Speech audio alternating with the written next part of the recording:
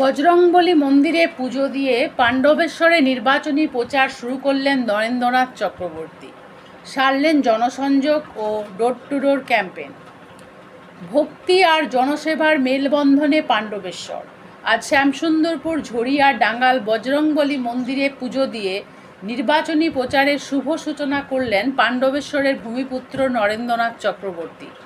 এরপর প্রতিটি বাড়ি বাড়ি ঘুরে মানুষের অভাব অভিযোগ শুনলেন এবং আশীর্বাদ নিলেন।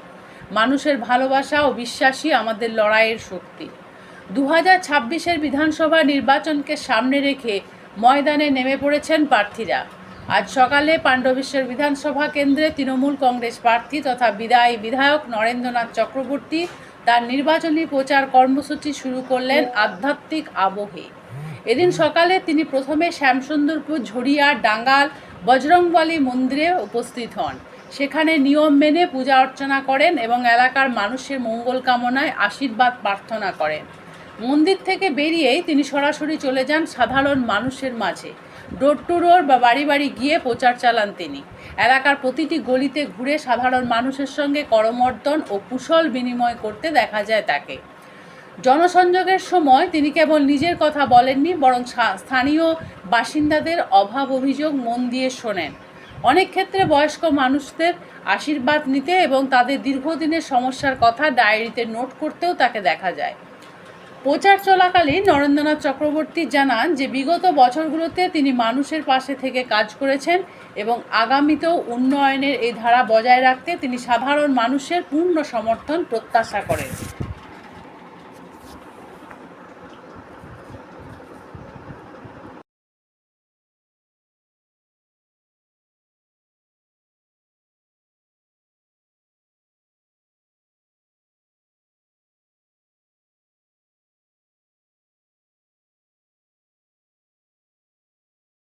সারাদিন মানুষের সঙ্গে থাকবো,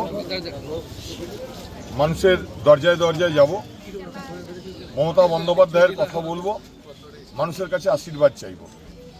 আর এই আগামী যে ভোটে জয়ের ব্যাপারে কতটা আশাবাদী আর কি বলবেন তার জন্য? দেখুন, পাণ্ডবেশ্বর হল তৃণমূলের দুর্গ।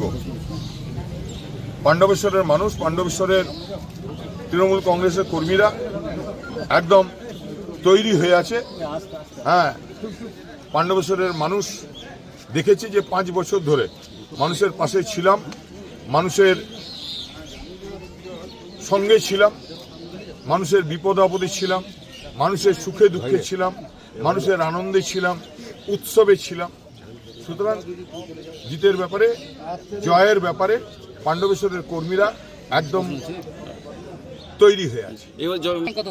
এখন তো মার্জিন বলার সময় নয়, মানুষ ভোট দেবেন, সেই ভোট কাউন্টিং হবে, মার্জিন বলা যাবে।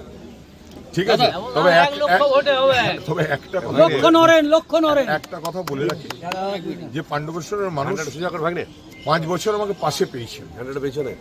আমিও বিধায়ক হিসেবে খুব তৃপ্ত যে মানুষকে আমি আমার সবটুকু উজাড় করে দিতে, হয়তো বকেছি, ধমকেছি, কিন্তু মানুষের কাজ করেছি। অন্যায় করলে মানুষকে বকেছি, কিন্তু পরক্ষণে বুকে টেনে নিয়েছি। এটা আমার স্বভাব। সুতরাং আর পাণ্ডবেশ্বরের মানুষ আমি তো দেখেছি, আজ থেকে 1.5-2 বছর আগে আমার বাইপাস অপারেশন হয়েছিল।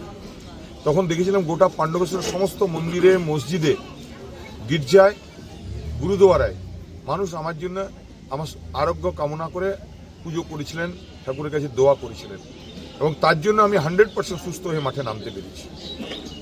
তো সেই পাণ্ডবেশ্বরের মানুষ আমাকে আশীর্বাদ করবেন, আর আগামী দিনে পাণ্ডবেশ্বরের উন্নয়নের জন্য আবার লড়াই করব। দাদা, একটা জিনিস দেখা গেছে